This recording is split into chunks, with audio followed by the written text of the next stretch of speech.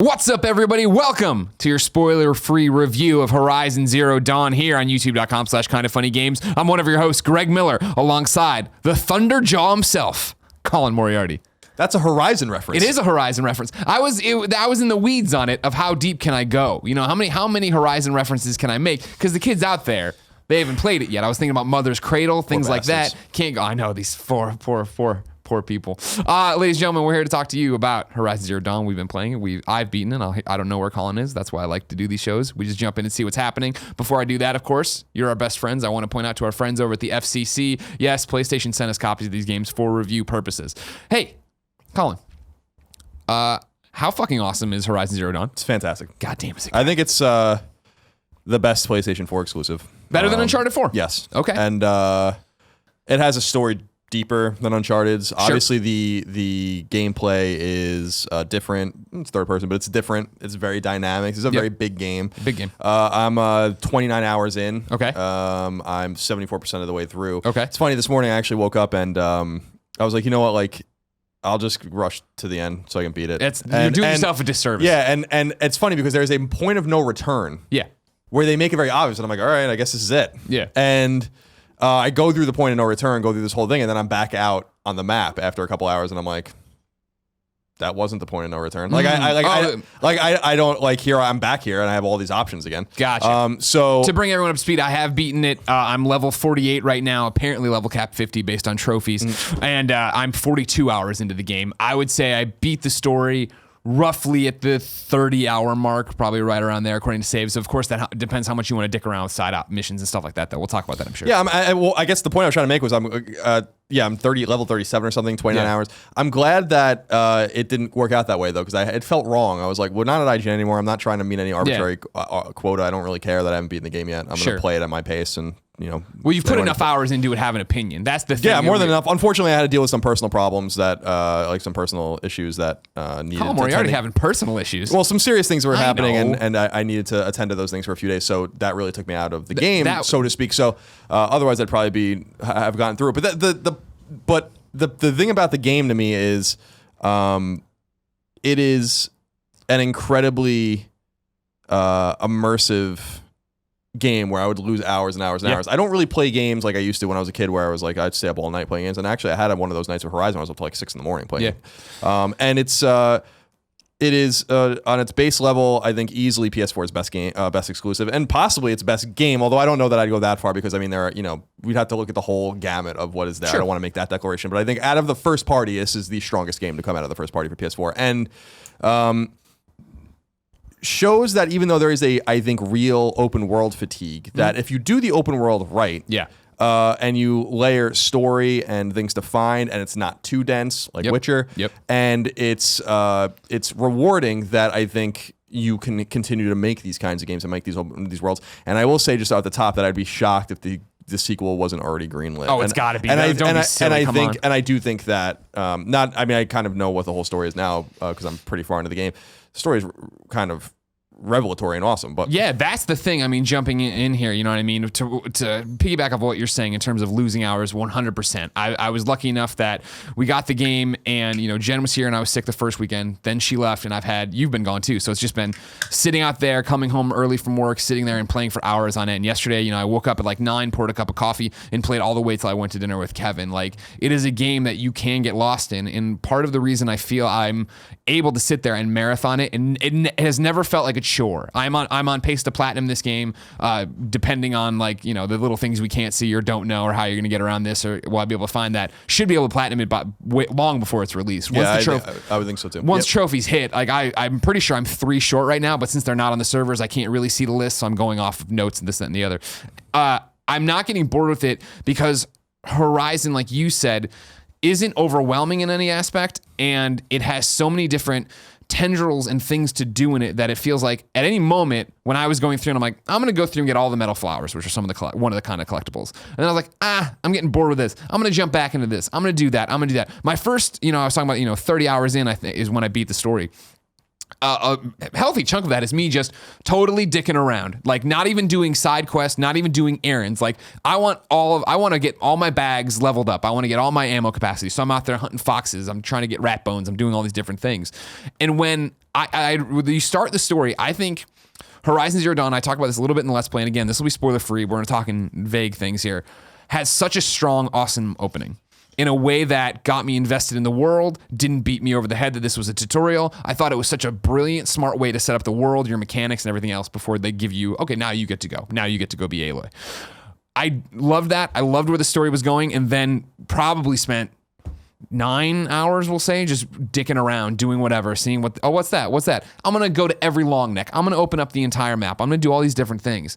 And then I was to the point of like, all right, cool. Now I'm kind of getting tired of the open world. I'm going to go back to the story, I guess. And when I jump back into the story, the way they tell it, as rewarding as every one of those story missions is, where I thought for sure, not giving away twists or turns of the story, that the real narrative, getting questions answered was going to take, okay, I'll see you in 40 hours. It's going to be a bunch of bullshit in between. And it wasn't. Every one of those story missions is a building block to get you to the big piece. Yeah, I agree. I think that the cool thing about the story, so I have fundamental issues with the way the story is portrayed, but and we can get into that in a minute, but in terms of the story itself, it's a very dynamic and interesting confluence of politics, of technology, of history, and all of these kinds of things, of religion. And it's put together in such a clever way that the story is, I didn't and it might be more obvious to people that have really been following the trailers and stuff. I've seen literally 2 Horizon trailers and played the game in E3, and otherwise have just totally ignored everything about the game. So I had no fucking clue, even the remotest idea of what the game was going to be about. And I hope that everyone is going into it with that. But you have, I mean, I know it's too late, but I'm the exact same boat. You and I handled it the same way. And even playing that preview, I didn't know where they were going. And when it starts going where it goes, I was like, that's fucking brilliant. It's a really, really neat story about Cataclysm, really. And to me, I was super impressed with the breadth and the depth of that particular story. That open world games are typically deep. I think Witcher 3 is really one of the hallmarks, and even the Fallout games, of telling a deep story in an open world. But I actually would think in a lot of ways the story is even way deeper than those games in terms of. There's a meta level to the story, but then there's all of these ultimate, like in Fallout, for instance, it is never important about what happened to get you to Fallout, right? About the war with the Chinese in 2077. None of that's ever important. But you're playing in a world in which you're surviving and trying to get somewhere in the game and trying to do something in the game because what's happened has happened. Well, that's not the case in Horizon. And so it's really a super engaging story where I had these, again, revelatory moments where I'm like, that's fucking cool. And I really respect, it can't be understated that, Guerrilla has always been a very good studio. I think they're one of Sony's best studios. I don't think I want to dispute that. I think the Killzone games are very finely made games, and really good, gritty, dark shooters that some people like. I mean, I don't care for Killzone 2 and Killzone 3 as much as other people do, but I really, I liked them, and I like Shadowfall a lot. And, this is a massive pivot for a studio that has delivered a game very easily better than anything they did with Killzone. 100%. And that's one of the most interesting things is now we're going to look at this particular studio, not to go tangential with it, but we're going to look at this studio not as the first-person shooter studio that made an open-world role-playing game, but the studio that used to make shooters that is now going to make open-world role-playing games. Because what a fucking disservice it would be to that studio to make anything else other than this. And that's the thing, playing it and realizing how good this game is and how they fucking nailed this, and having those moments of, holy fucking shit, these guys were making Killzone before. Not that Killzone was bad. Killzone, I liked Killzone 2, vice versa, trade off. You and I find our cadence with Killzones eventually. But this is so not Killzone. It does not feel like Killzone. It does not look like Killzone. It does not play like Killzone. And you're playing through it, and it's like, for me, this is their Uncharted to their Jak and Daxter. And Jak and Daxter was great and has this fan following and all these different things. But then Naughty Dog was like, no, we're on another level. Guerrilla is on another level with Horizon, period. And that's the thing of, like, you're talking about the story. For me, when you're playing it and hours and hours and hours in, when I'm like, shit, there's like 2 narratives going on here, and I'm 1,000% in on both of them. I want to know everything about everybody's story here and as it goes. And it's, I know you and I, we have the same tendencies in our Venn diagrams and all that stuff, but the way they do audio diaries here and the way the collectibles flesh out that story where you're going through and you're doing it, and there's this thing at the end where you get some, you're finding stuff with your focus, the little triangle, and scanning things, and it's like, all right. You find some stuff, it's corrupted, files are usually dead. You find some corrupted stuff, and they're like, oh, well, eventually your focus, it's so small in processing power, it'll eventually decode those documents. And when those documents start hit, like everything stops for me. I'm just like out in the wild. I'm like, nope, stop, wait. I got to read everything. I got to know exactly what's happening. Yeah, I think that, it reminds me a little bit of Doom in the sense that, and the reimagined Doom in the sense that everyone's like, well, there's, not that anyone's saying there would be no story here, but everyone's like that there's no story, but there's actually a huge layer of story if you just look for it. And in Horizon, there's, like you said, many layers of story that you never have to find that do flesh out the world. And what I don't, how spoiler should we gonna get in this? Not I don't think we should, because I think that's the thing. We said spoiler free. I think it should be top level as much as possible, because I want people to have this experience. I don't want to take away from this. This is like going home where I'm like, go play it. Just do it. I concur. I think one of the major things about this game that's interesting is where it takes place. And I don't know that people, I certainly didn't have a grasp on it, and I figured it out before the game ever told me where it was. Okay. I was like, this is clearly this place. Okay. And you can kind of put it together in that way. But then when it starts to really confirm that, then when you start to really get into I think the setting is actually one of the most fascinating things of all. And I don't know that a lot of people really understand where it's set. And I think that's neat. The other thing that I think is really worth pointing out is that there's I've never felt so satisfied using a bow and arrow in a game. Sure. And I've never felt the need in a third person role-playing game in which, like you have your Metal Gears and stuff where it's stealthy, it's tactical. I get scared when I fight things I've never encountered before. The enemies are overwhelmingly powerful in the game, so you really have to think about how you're doing things. Sure. It's super satisfying to win in those situations, and I think that there's a real sense of danger in the world that I like in The Witcher or in Fallout. I never really feel like I'm that threatened in Fallout. It's like you'll figure it out. Like, in this game, I'm like, damn, there are really like side quests I encounter where I'm like, I don't really want to fight this massive bird creature yet. Yeah. And I'm fighting it, and I'm like, I should be strong enough to beat this thing, but I'm kind of like I'm wasting ammo, and I'm like, I'll. The ones that come down to you're on your last sliver of health, you've used up all your potions, you don't have any more in your health bag, and they're on their last thing, and it's that thing of like who's gonna fuck up first, and you have to. That's the thing about it is, and I think as the game goes on, for me being on the other side of it, 42 hours later, I feel like battles are usually pretty easy, but it's because obviously I know the strategy for every type. You meet these things for the first time and have to develop a strategy on the fly of how are you going to take it down, let alone when you're starting and you're not as powerful and you have to start rolling it out, but. The thought process behind like, okay, cool, this guy's vulnerable to fire, so I'll bring him down with that, run up and critical hit him. I love the idea of like when it finally starts piecing together of using their own weapons against them. Like, okay, cool, like I'm gonna take off this guy's arm cannons, then I'll pick up it, shoot him, that'll dwindle him. Then when they start combining everybody where everyone's out there, and you get to that point of coming into a situation, and to your point, it is a lot like Metal Gear Solid 5 in the way of I've come into this area, I see all the pieces on the board. How do I want to attack it? You can be Nick Scarpino and guns blaze. You can sit there and try to stealth everyone down to the final big one. You can override people and turn them against each other and then have them battle out. I mean, there's a ton of different ways to do it, and you find your own rhythm and cadence with it. Yeah, I think the as you said, I think that there's a lot of Ubisoft genetics in the sense like Far Cry, for instance, in terms of the ammo types, the weapon wheel. I mean, not that that's unique to those games, but the customization, the crafting, all those kinds of things are really embedded in the game. I mean, for instance, you have different armor types, different arrow types, and ammo types. I played the entire game very stealthily. I wore it in like stealth armor that really heightened my ability to not be seen by anything. Yeah. But I had no strength. I couldn't barely withstand being hit by anything. So you had to make sure you got it right or you were going to die. Yeah. The same thing, I became very reliant on fire arrows. I became very reliant on that. There's like a shotgun type spread shot, interesting little primitive weapon thing. But there are a bunch of options where like there are sling weapons. I don't think I used that weapon once. Yeah. There are all these different things. The ropecaster doing this. I never except for in like there's these trials that you have to do to get these sun tokens. All that you have to use everything there. Also, there's like a whole. It's actually kind of clever. A whole roving list of a side kind of like quests. They're not really errands. Side quests, but errands or whatever. Where you buy a weapon, so it's like you can get 2,000 experience points if you just do these things with this weapon. Tutorial stuff, like the tutorial missions, whatever. So I like that. I like that all the side quests are segmented. There's like real like side quests. There are errands. There are all these kinds of different things to do.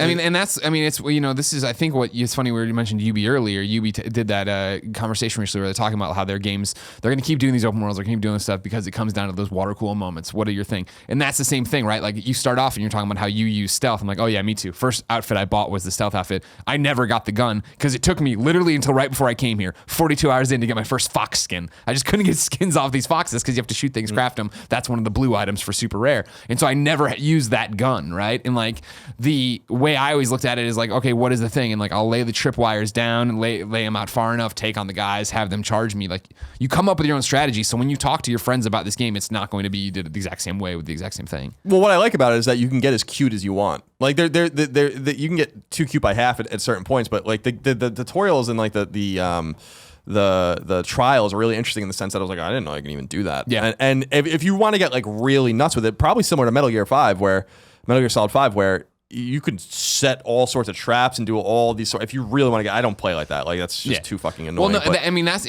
something interesting because you mentioned the outfits, right? And I like and I don't like the outfits all at once. I like the idea of the outfits because the idea is that when you go to vendors, you can buy these different outfits from them, and it'll up your stealth. They'll do this. It'll make you less vulnerable to range attacks. You'll be able to withstand melee combat better, and they all look different. Personally, I think with the exception of the final two I got, all look stupid. I think you look like an idiot. There's one where you literally have a diaper on your head. I'm like, what? God damn it. I wish I could have gone for more Mass Effect, insert your own RPG here, where you're moving pieces out. You can customize how they look, customize their color. And then the interesting thing there is that there's mods. And you can slot mods on weapons. You can slot mods on your outfits or whatever. The outfits, I feel like are set up, and are you playing on normal, hard? Normal. There's normal, hard, and I think a very hard or whatever. And there's easy too, obviously. And I wavered and I was like, I'm just going to do normal. It doesn't affect the trophies. Nope. Totally, I'm in. Great, let's do it. And I never felt the need like, oh my God, I'm getting into a really tough battle here. I better switch out my outfit. That was never part of it. No, I never did that either. And so it felt like a wasted thing that they made these things. They look like, I appreciate that. While I don't think they look cool, they look good. Like they look good in terms of like, okay, I see like rather than have me mix in stuff and have it look weird in cutscenes, you have your own stuff and it looks fine. And then the final two suits, holy fucking shit. But yeah. Yeah, I think that, well, that's one of my complaints. I have two major complaints with the game. Yeah. And one of them is I feel like there could have been more in terms of statistical depth in the game. When you level up, you get a skill point that can go into a skill tree, which I actually think is not that intriguing. I hate when games have skill trees that don't really, like, where I'm like, I don't even really care, like about it. Like there are certain really important ones, but after a while, like I'm level 37, I only have like a few of these things left, and I'm like, I honestly could give a fuck less what I did. And I hate that kind of shit. I think the skill tree could be way better. And the idea of like leveling up, like when you level up Aloy, you get just 10 more hit points, and then a skill point to put into these trees if you want. There could have been more statistical depth to those things. And I agree. I think the same thing can be said about the weapons and armor, where I'm like, there could be more customization here. I like the idea of mods. I like the idea that it's as simple as everything else in the game in terms of like, it's not getting super fucking deep into the mechanics. It's not like Skyrim or something like that. But weapons were the one thing where it's like, all right, if I'm going in and this guy's vulnerable to freezing, all right, stop. And one of the skills that I was like, I got to unlock is the ability to, rather than delete a mod, to remove back them. Out. Yeah. So that was an important one. This guy's free. Exactly. And like when I know exactly what you're saying, because when that moment's gone and you're like, oh, right. And you look over and I've literally looked over and it's like, you have 17 points to input. I was like, fuck, sorry. I went over there and like, sure, my melee attack that I never really use can be more, 30% more effective. I'm a little confused when I see games like that, because I actually think that certain games do it really well. Like Dying Light did it really well, and a few others with the like skill tree kind of things and like dumping your points into things. But I get confused when I'm like, God, everything's so nailed, but like, why is the skill tree so fucking boring? Yeah.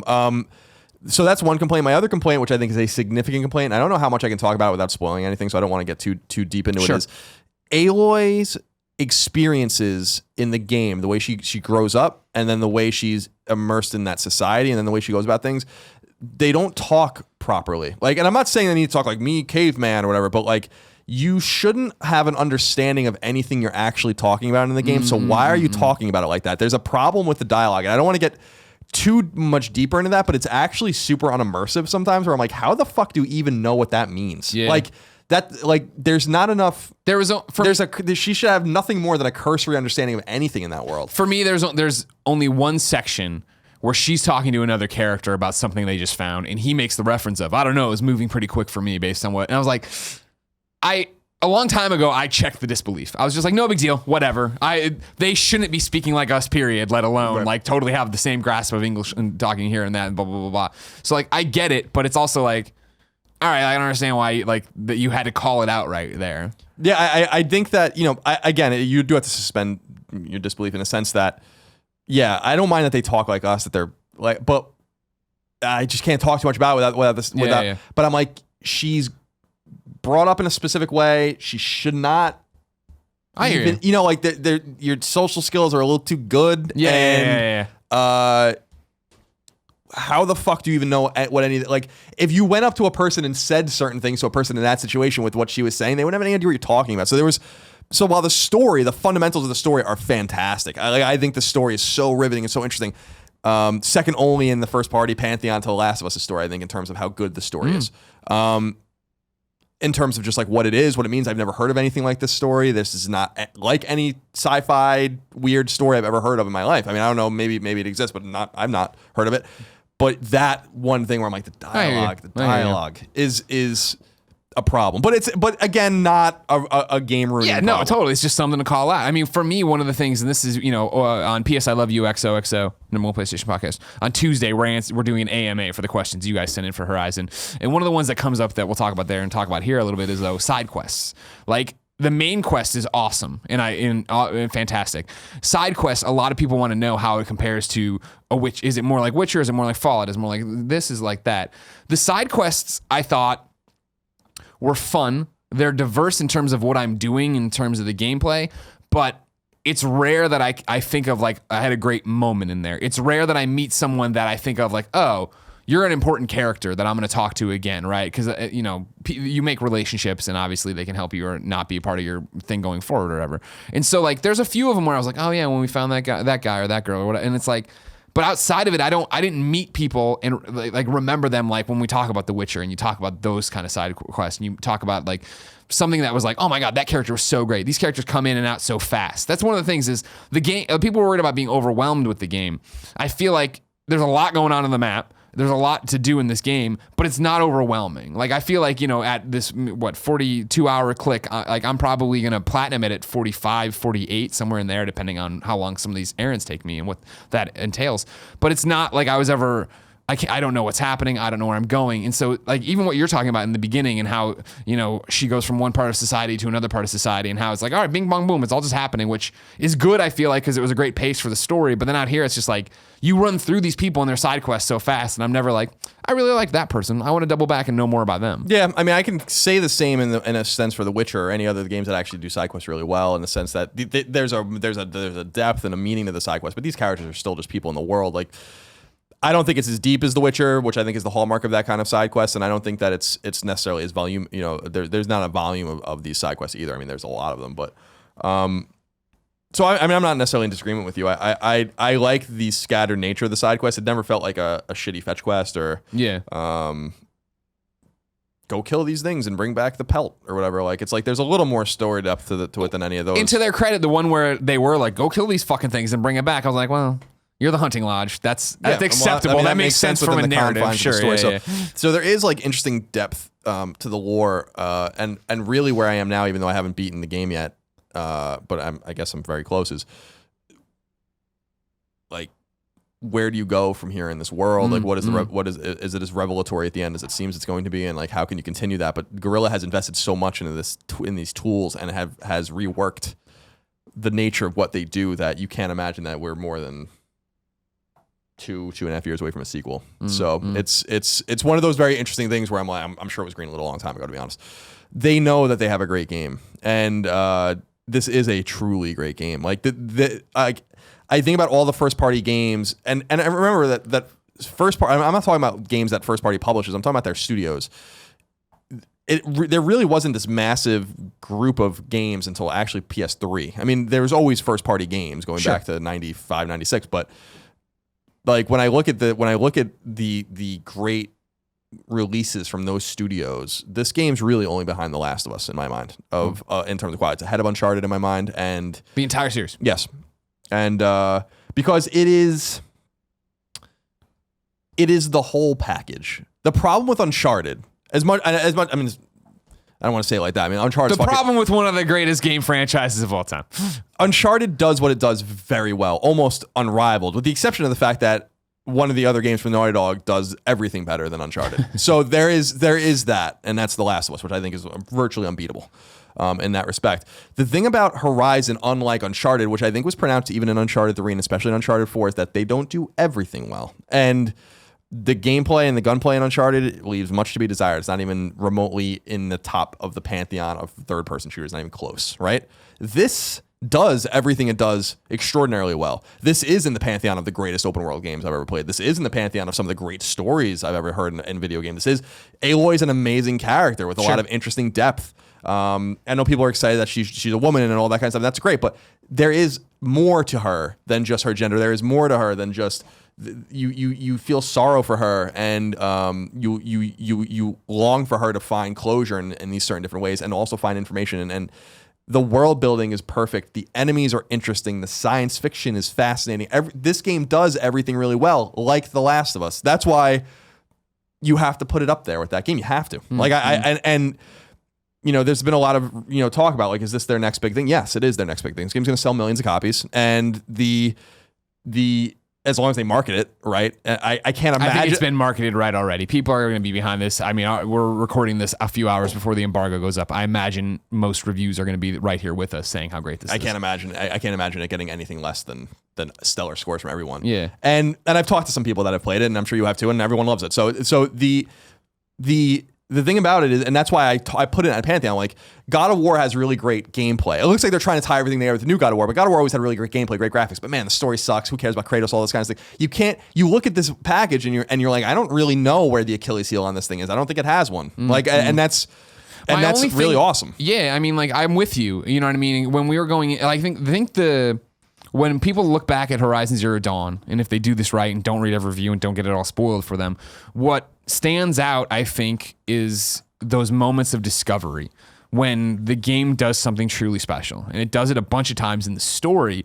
But for me, I mean, running around the open world, I'm collecting all the metal flowers. Okay, great. Where's this one? I can't find it. Oh, there's this hole over here. I jump down into a pool of water. Great. There's what I'm looking for. And what the fuck is that? And I walk in there. You've done this? You walk in there and you're like, holy shit, are you and then like the game again, now I'm off for like 3 hours of like, this is the goal, this is the game now. In that sense of wherever you go, whatever you get into, that's what it becomes. And that's what makes Horizon so important, so special.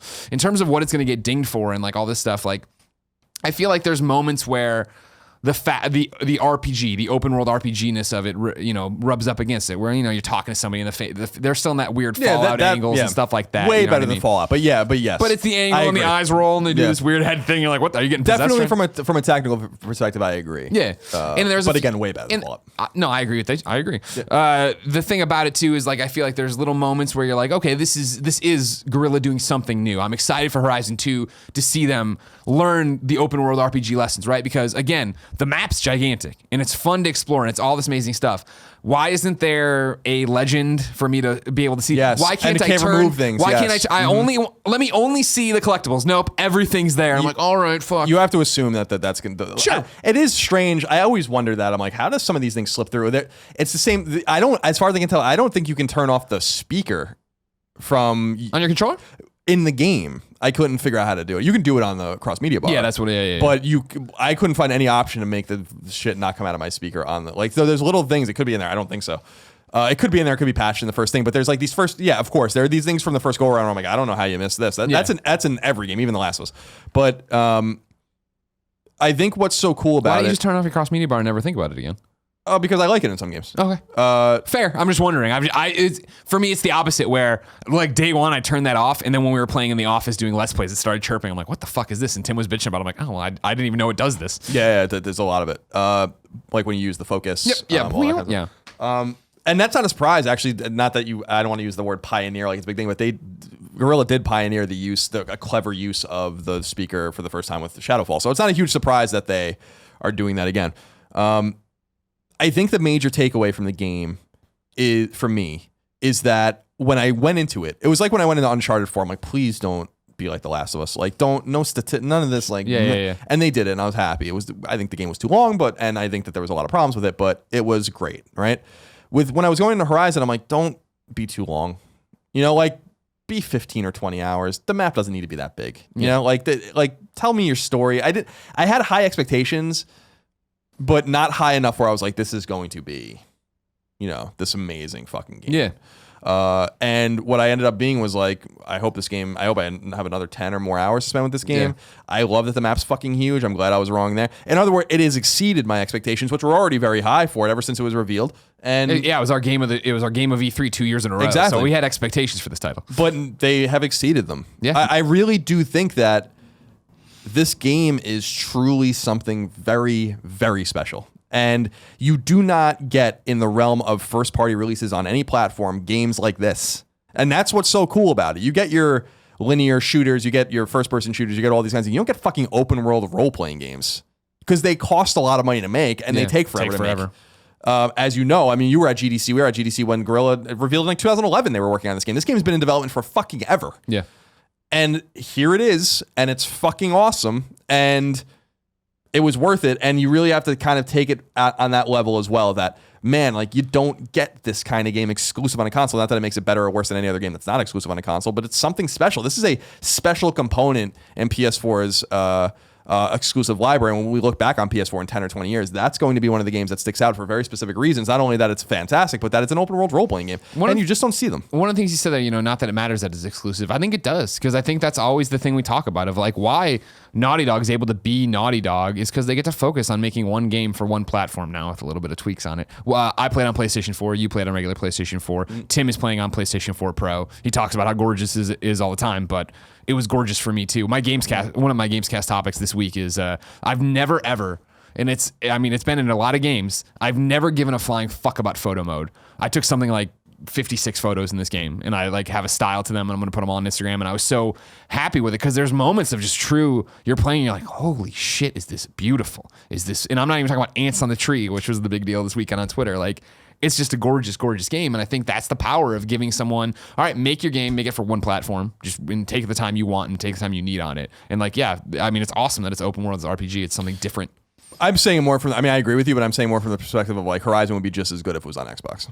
You know, like, or, well, my question, I see what you mean. And not that it's important that it's exclusive to PlayStation. Right, exactly. Like I thought you meant not that it's important that it's exclusive to anything. No. I mean, I think, you know, I don't own stock in Sony. I don't give a fuck how many exclusives they have at the end of the day if they want to sell their console however they want. But the bottom line is that this is a game that filled me with awe. Mm-hmm. I am a very jaded gamer, as you know. I think a lot of us. You? Well, I think a lot of people are. Like, I think that like good taste is being lost. I think that like people like everything that's fucking shoved down their throats, whether it's in movies or TV shows, where like everyone just likes everything. And I'm not that kind of person.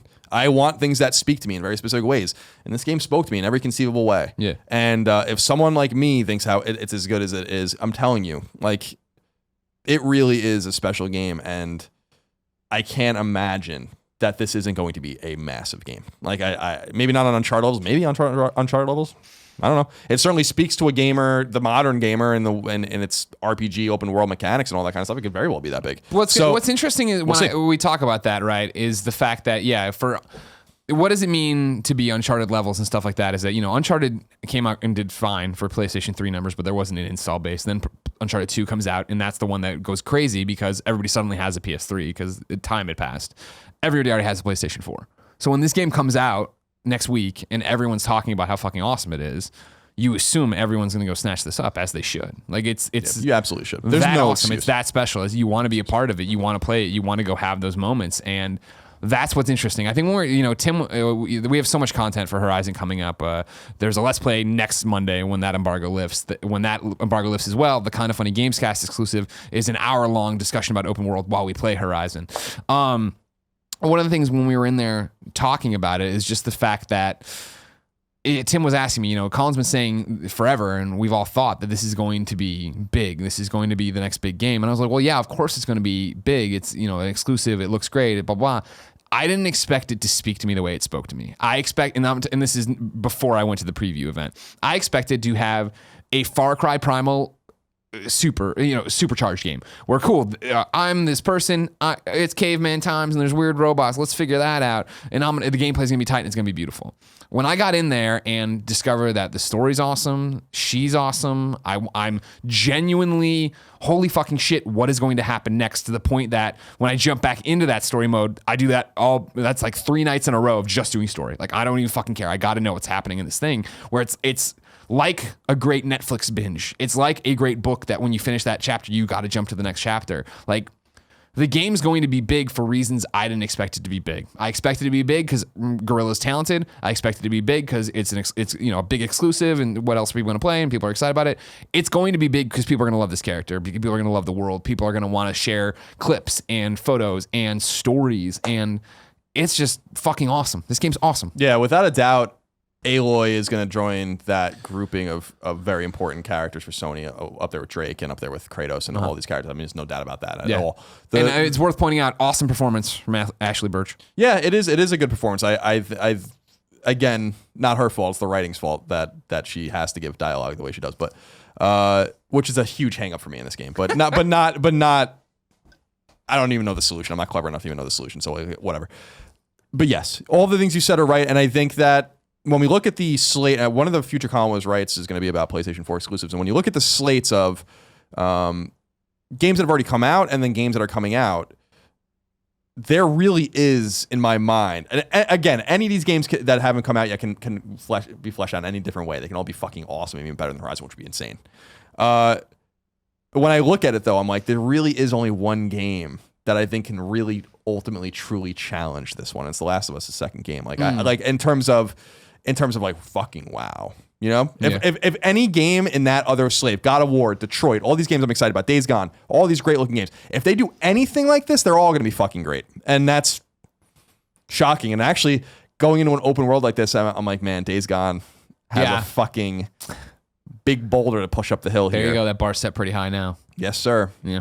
So we'll see how that all works out. But so go buy it. I don't believe, as I've said many times in the past, being part of the conversation, playing games early, I don't give a fuck about that. I don't think you should either. You should simply just buy it because it is so good that you don't want to torture yourself having to wait. I mean, the biggest thing about it, on that thing is like, you don't want to torture yourself and you don't want it to get spoiled. Like, you don't want to know anything about this game in terms of where the story's going. Like, that's the biggest part. Like, it's one of those times where, don't get me wrong, we're blessed on so many levels every day, but to be somebody who gets to play the game when there's not anything happening and no one knows anything about it, the twists and turns of this thing and where it all ends up, and it's good.